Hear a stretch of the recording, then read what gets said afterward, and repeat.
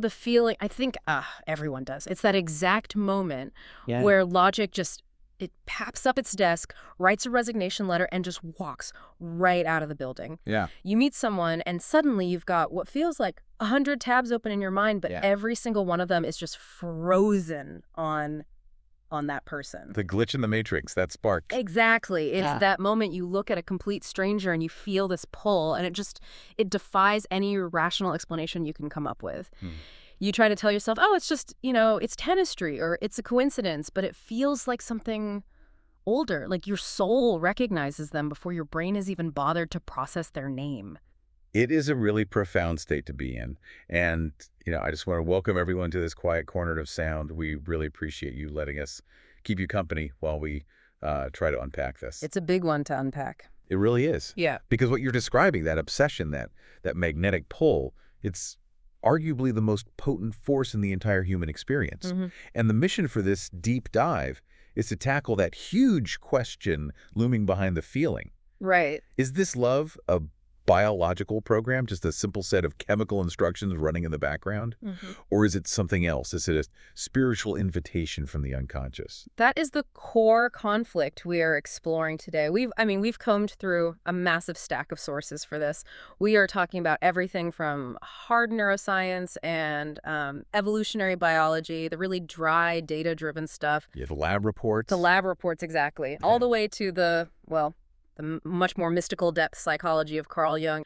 We're really trying to figure out the mechanics of why we fall for who we fall for. And the fascinating thing as we went through all that research is that you start to find it's not an either-or situation. Yeah. It's not just biology or spirituality. It's both. It's both. As one of our sources so beautifully put it, attraction is a secret dialogue between instinct and imagination. Yeah. It's this constant conversation between your biology and your spirit. So to navigate that conversation without getting, completely lost in the weeds, we've put together a roadmap. We're going to peel this back in 3 different layers. Okay. First, we're going to look at the chemical factory, the actual hardware in your skull. And we've got some fascinating notes here on how men's and women's brains process this differently and why, frankly, it feels a bit like a mental illness. Because clinically speaking, it almost is.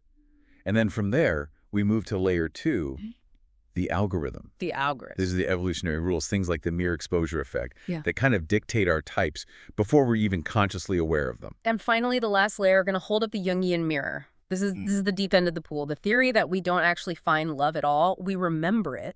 We'll talk about projection, shadow work, and the very uncomfortable truth about why we sometimes fall for people who drive us absolutely, completely crazy. It is going to be quite a journey. Okay, so let's start with the hardware. Segment 1, the chemical symphony. Reading through the neuroscience papers, the most recurring analogy, the one that kept coming up, is that the brain during attraction is basically hosting the high-stakes reality dating show. That is a very, very apt analogy. Because just like a reality show, there are different stages, right? There are different elimination rounds, different producers pulling the strings behind the scenes. Right. Scientists generally agree, and Helen Fisher's work is absolutely key here, that there is a 3-part system at play. Lust, attraction, and attachment. And the crucial thing for you to understand is that these are distinct systems. They run on different neural pathways. Okay, so they're not just one big love blob in the brain. They're separate. Completely separate. Let's break them down. First up is lust. And this one seems pretty straightforward on the surface. I think we can all guess this one. It is the rawest part of the machinery. It's purely primal. This system is driven almost entirely by testosterone in men and estrogen in women. It originates in the hypothalamus, and it has a very specific, very blunt evolutionary purpose. Which is? Seek a mate. That's it. It's not asking, do I like this person's poetry? Yeah. Or do we share core values? It is the biological urge just whispering, find them, impress them. Do not miss your chance to replicate. It's essentially the brain's search engine just crawling the web for possibilities. It's just scanning for availability and, viability. But then, if that search engine gets a hit, you move into the second phase, which is where the real drama begins. Attraction. Attraction. This is the obsession phase. And the neurochemistry here is, well, it's a storm. A perfect storm. This is the part of the research that I just found wild. We always hear about dopamine, the reward chemical. It's like hitting the jackpot on a slot machine. Exactly. Every time they text you, ding, a little dopamine hit. Every time they smile at you, ding. Yes, That's the euphoria. That's the ventral tegmental area, or VTA, of the brain just lighting up like a Christmas tree. And it's the exact same region that lights up when you take cocaine or eat high-sugar foods. It creates a goal-directed state. You need that reward. But that's only half the picture, right? There's another chemical involved. It is. There's also norepinephrine. Which is basically adrenaline? Effectively, yes. Yeah. It's a stimulant. And that's why your heart races, your palms get sweaty, your mouth goes dry when they walk into the room. That nervous energy. It's your fight-or-flight system, but it's been repurposed for connection. It signals to the body, wake up, pay attention. This matters. And what it does is it etches the details of that interaction, that person, into your memory. But here's where it gets, honestly, slightly terrifying. While dopamine and norepinephrine are skyrocketing, another chemical takes a massive nosedive. Serotonin. And this is the absolute key to that crazy feeling. Serotonin is what regulates your mood, your sense of calm, and obsessive thinking. When you are in the early stages of intense romantic attraction, your serotonin levels drop to the same levels found in patients with diagnosed obsessive-compulsive disorder. Wait, hold on. I want to make sure I caught that. You're saying biologically, the brain of someone falling in love looks indistinguishable from the brain of someone with OCD? In the brain scans. Yes. That is precisely why you cannot stop thinking about them. That is why you replay conversations over and over in the shower or check your phone every 30 seconds. Wow. It's not a lack of willpower. It's a physiological state where the brain is prioritizing that person above all else. This low serotonin state, it essentially removes the brakes on your intrusive thoughts. Yeah. Your brain is literally chemically hijacked to focus on this one target. That explains so much about my 20s. It makes you feel like you're losing your mind because chemically you kind of are. You are temporarily insane by design. Evolution doesn't want you to be cool and rational in that moment. No, it wants you obsessed. It wants you obsessed enough to stick around and bond. If you were being rational, you might look at all their flaws and just walk away. The serotonin drop prevents that from happening. It makes you focus only on the good. So it's a feature, not a bug.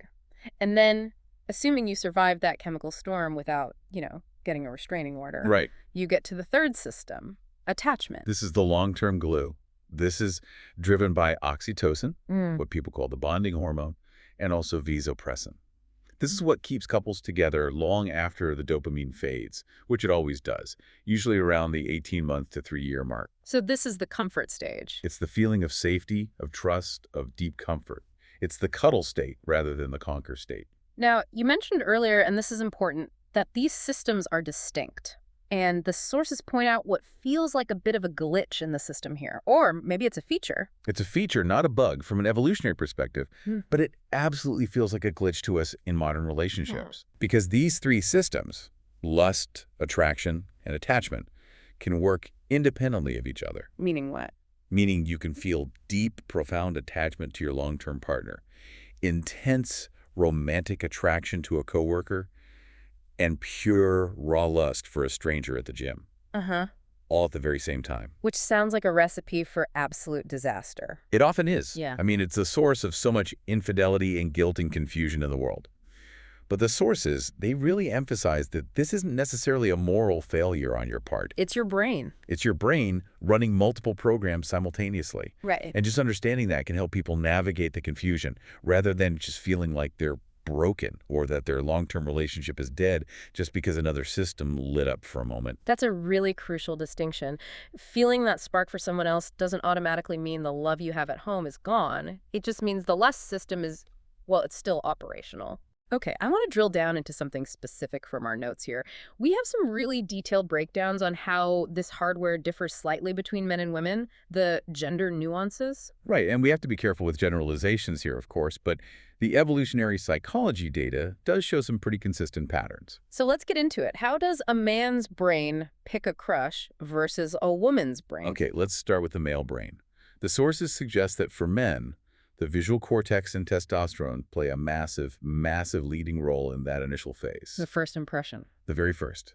The program is very much find her.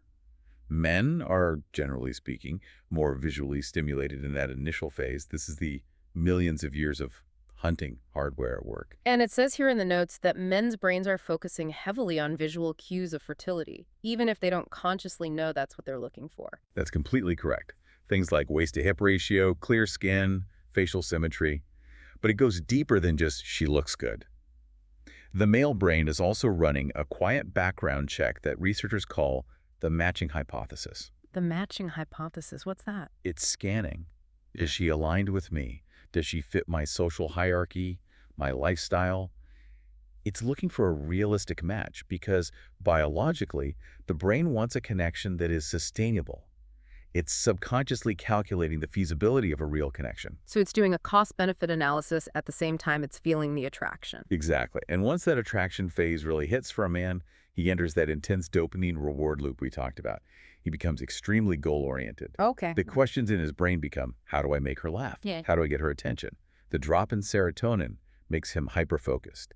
He enters a pursuit mode. He feels a biological need to win the connection. Okay, so let's flip the coin. What about the female brain? Is it just the reverse of that, or is it a different process? There's a very subtle but incredibly important shift in priority.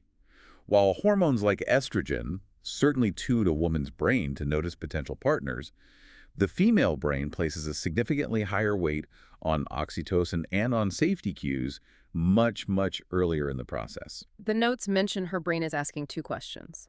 Is he safe? And does he matter? Exactly right. For women, the attraction phase involves a lot of that norepinephrine, that alert mode. Her stomach flips, she gets nervous. That is her brain saying, pay attention, this is significant. But at the same time, her system is scanning for trust signals. So it's not just visual. It's not just about the visual, it's about the vibe, his social standing, his ability to provide security, and that could be emotional security or resource security. So to put it simply, while the man's brain might be shouting pursue, the woman's brain is kind of whispering verify. In a sense, yes. That's a good way to put it. The oxytocin response is crucial for her to move from he's cute to I'm attached. If that safety signal isn't triggered, if he seems volatile or unreliable or untrustworthy, the attraction often doesn't deepen into that third stage of attachment, no matter how good the chemistry is. Why is that? Well, the biological cost of a bad pick has historically been much higher for women, evolutionarily speaking, so the filter is just tighter. Okay, so we've got the chemicals bubbling away. We understand the basic hardware, but chemistry alone doesn't explain why I might fall for this person and not that person. I mean, there are plenty of people with good genes and symmetrical faces out there. Right. So why is it the person 3 cubicles down who suddenly becomes the absolute center of my universe? This brings us to segment 2, the algorithms of familiarity. This is where the psychology really starts to override the raw biology. And you just mentioned the person 3 cubicles down. That is a textbook classic example of the mere exposure effect. Which sounds like a marketing term. You know, if you see the billboard enough times, you eventually buy the soda. It works in exactly the same way. Yeah. Your brain has a massive, massive bias toward the familiar. Okay. When you see someone every day, a coworker, a gym buddy, someone in your class, at first they're a stranger. And strangers represent a potential threat to the primitive parts of your brain. We're wired to be wary of the unknown. Right, stranger danger. Exactly. Yeah. But over time, as you see them repeatedly and nothing bad happens, the brain recategorizes them. So they go from the unknown danger folder to the known safe folder in your mind. That's it. And familiarity breeds comfort. And comfort, biologically, is the precursor to intimacy. Suddenly, that safe person becomes attractive because the barrier to entry, the fear, is completely gone. The brain stops seeing a face and it starts seeing a future. You know how they drink their coffee, you know the sound of their laugh. That data fills in all the gaps and makes them feel real. Yeah, I love that phrasing. Comfort grows into desire. But there's a weirder layer to this comfort trap, isn't there? The sources mention we aren't just looking for familiar faces we see every day. We're looking for our caregivers. This is the part of the research that usually freaks people out a little bit, but it is very, very well documented in attachment theory. I bet. The research suggests we are often drawn, unconsciously, to people who remind us of our early caregivers. And we need to be very clear here. This isn't necessarily about them looking like your mother or father. It's not Freud in that literal sense. Right, let's clear that up. It's not about finding a clone of your dad. No, not at all. It's about the emotional rhythm. The emotional rhythm. Yeah, a certain tone of voice, a way of laughing, the specific way they handle stress. If your nervous system grew up associating love with a certain kind of nurturing tone, or, on the flip side, a certain kind of distance or volatility, it will latch onto that in a partner. The nervous system fundamentally trusts what it recognizes. So let me just play devil's advocate here. If I grew up in a house where love was expressed through, say, teasing and loud debates, and I meet a potential partner who is super quiet and polite, You might find them boring. boring, not my type. Your brain might not even register them as a romantic prospect at all. Your internal algorithm doesn't flag them as home. If home meant loud debates, then quiet feels alien. It doesn't compute. So we mistake the familiar chaos for chemistry. We often mistake anxiety or familiar chaos for chemistry, yes. That's wild. Yeah. And it also explains why we sometimes overlook the nice ones, the ones who are good for us. Mm-hmm.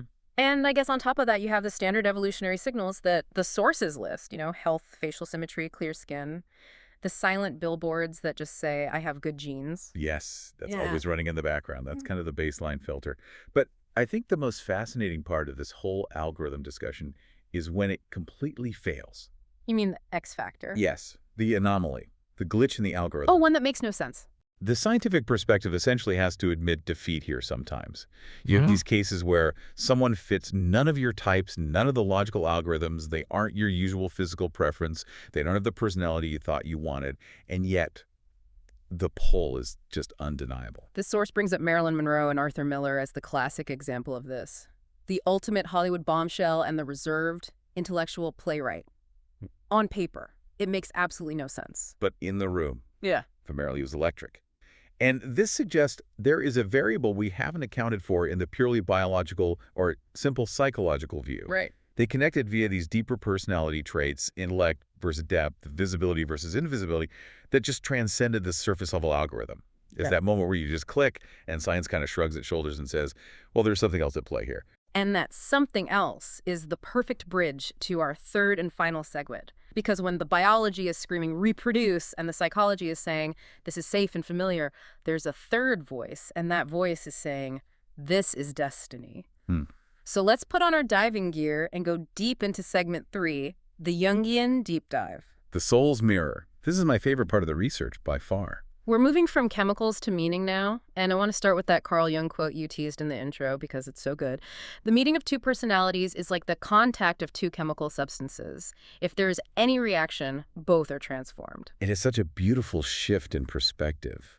Up until now, we've been talking about attraction as something you do. You find someone, you pursue them, you verify them. Right, it's an active process. Jung just turns that completely upside down. His core thesis is this: love is not something you find.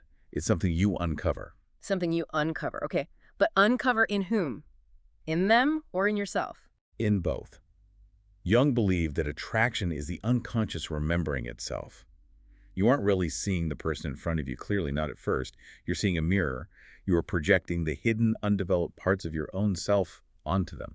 Okay, this is a big concept, so let's break down the mechanics of this projection. The sources talk about the Anima and the Animus. These sound like characters from a fantasy novel. They're archetypes. Huh. You can think of them as the missing halves of our psyche. In Jungian theory, social conditioning forces us to split ourselves. How so? Well, a young boy is told boys don't cry, so he suppresses his tenderness, his vulnerability. A young girl is told don't be bossy, so she suppresses her assertiveness, her power. So where do all those suppressed parts go? They don't just disappear. They go into the unconscious. The anima is the man's inner feminine, his intuitive, tender, emotional side that he's been taught to hide. And the animus is the woman's inner masculine, the steady, fierce, logical, assertive part she may have buried. What happens when they meet someone in the real world who embodies those lost parts? Projection. Massive, blinding, glorious projection. A man meets a woman who outwardly embodies all that tenderness and intuition he has suppressed in himself.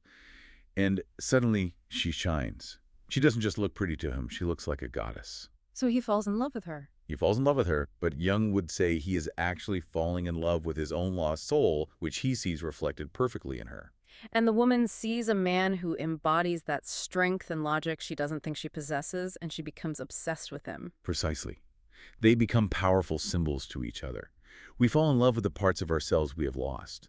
And that is why the early stage of love feels so whole and divine. You literally feel complete because psychically you have reconnected with your missing half through this other person. That is a beautiful idea, but it also sounds incredibly risky because eventually you have to realize they're a real flawed person, not just a perfect symbol of your inner self. And that is the danger. That is the inevitable tragedy of the crush. But before we get to the breaking point, we have to talk about the darker side of this mirroring. The shadow. The shadow. This was the part of the research that honestly gave me chills. The ghost in the machine. It answers the question, why do we fall for people who hurt us? Why do we keep dating the same bad partner, just with a different face? This is what psychologists call the repetition compulsion. It's one of the great paradoxes of human psychology. We are drawn to what is familiar, even if that familiar thing was painful. So if your early template for love involved, say, chasing a distant, unavailable parent, or walking on eggshells around an angry one, Your unconscious mind will actively seek out a partner who recreates that exact dynamic. the sources called it the homecoming of the wound. It's a haunting phrase, isn't it? Yeah. You can walk into a room full of nice, stable, available people, and you will be completely bored. Yeah. But you will spot the one person in the corner who is emotionally unavailable, and your unconscious goes, aha, I know this game. I know how to play this one. But why? I mean, are we just gluttons for punishment? Why would we do that to ourselves? Jung offers a surprisingly hopeful spin on this. He doesn't think we are masochists. He believes the compulsion to repeat is actually the psyche's attempt to heal. Wait, we recreate the wound in order to heal it? That seems completely counterintuitive. It's the only way the psyche knows how to work. Yeah. You attract the person who triggers your specific original wound because you were trying to finally resolve it. You were trying to get a different ending this time around. So you're subconsciously thinking. If I can just get this distant person to love me, then I can finally fix the original pain of my distant father. Or if I can finally please this critical person, I can heal the wound of my critical mother. So the person who drives you the most crazy, the one who pushes all your buttons. They are a messenger. Jung would say the people who hurt you were meant to reveal you, not to destroy you. They pull your shadow, all your hidden fears, your deep insecurities out of hiding so that you can finally look at them in the light. That reframes everything. It's not, why do I have such bad luck with dating? It's, what is this person trying to show me about myself? Exactly. The attraction isn't a mistake. It's a mirror. If you keep dating people who ignore you, the mirror's asking a question. Where are you ignoring yourself? Wow. That puts the responsibility square back on us, doesn't it? So we've got the chemical high, we have the evolutionary algorithm, and now the spiritual projection. But eventually, the movie has to end and the house lights have to come on. Which brings us to segment 4. The evolution of a crush. Or the crash. The crash. We established that the serotonin stabilizes, the dopamine fades, the high wears off. And this is the great crossroads. In Jungian alchemy, this is a stage called solutio, the dissolution. The projection breaks. What does that look like in real life? The goddess you fell for just becomes a woman who leaves wet towels on the floor. The hero you admired becomes a guy who is really bad at communicating when he's tired. The divine shimmer just, it evaporates. And most people think, oh no, the spark is gone, love is dead. We panic. Correct. We think we fell out of love. But the sources, especially the Jungian ones, argue that this is the moment where real love actually begins. This is the shift from fantasy to awareness. So you have a choice. You have a choice. You could chase the next high-go, find another blank screen to project your movie onto, or you can stay and learn to love the actual human being who is standing in front of you. This brings up the concept of the slow burn versus the lightning strike. I feel like we are so conditioned by Hollywood to want the lightning. The lightning is almost always the projection. It's an erotic need meeting the familiar wound. It's high drama, high chemistry.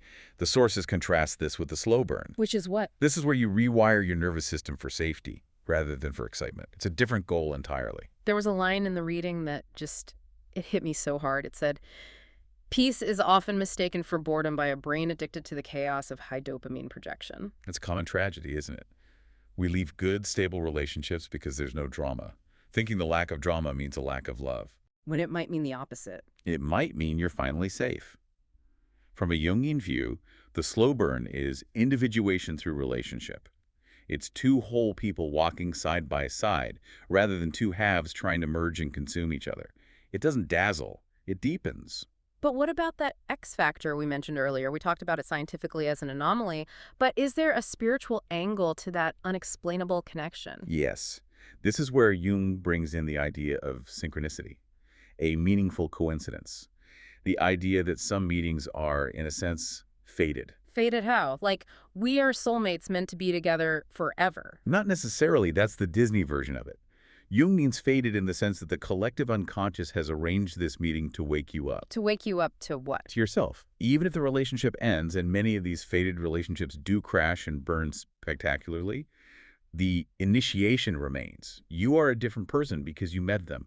You learned the lesson you were supposed to learn. The X factor was just the hook to get you into the classroom. Wow. So even the heartbreak was part of the design. Especially the heartbreak. The heartbreak is what cracks the shell of the ego so the true self can grow. So what does this all mean? We've covered a lot of ground, from the VTA in the brain all the way to the anima in the soul. Let's try and bring it home for the listener. If we synthesize all of this, we have a kind of three-part map. Biology provides the spark, that neurochemical storm that gets us in the room in the first place. Right. Psychology provides the math, the shadow work, the patterns, the reason why this specific person activates us so much. And choice. Choice provides the love. The choice to turn reaction into devotion. That's it, perfectly put. You can't control the initial spark, but you can absolutely control the meaning you give it and what you do with it. I love the final takeaway our sources suggest for the listener. It's a question to ask yourself. The next time you feel that pull, that crazy magnetic yank towards someone, just pause. Don't just act on it immediately. Yes. Ask yourself this one question. Is this recognition? Recognition of what? Am I recognizing an old pattern, an old wound from my childhood that wants to be replayed? Or is this revelation? Is this a new potential, a real growth opportunity? So, is this my past trying to repeat itself, or is this my future trying to emerge? That's the question. The crush is a messenger. It's not just about the cute guy or the funny girl at the office. It's a clue. It's a clue to what your soul is currently starving for or what it's trying to heal. So if you are attracted to their freedom. Maybe you need to liberate yourself. Yeah. If you're attracted to their stability, maybe you need to find ways to ground yourself. Don't just date the person. Integrate the quality you admire in them into your own life. Precisely. That is the ultimate act of self-love that comes from this. This has been, well, frankly, this has been therapeutic. It always is when we dig this deep into something so universal. I want to leave everyone with this final thought from our source material, which I think just sums up this entire alchemy perfectly. The truest alchemy is not between two people, but within one soul that finally learns how to hold both fire and calm in the same heart. Thanks for diving in with us. We'll catch you on the next one. Stay curious.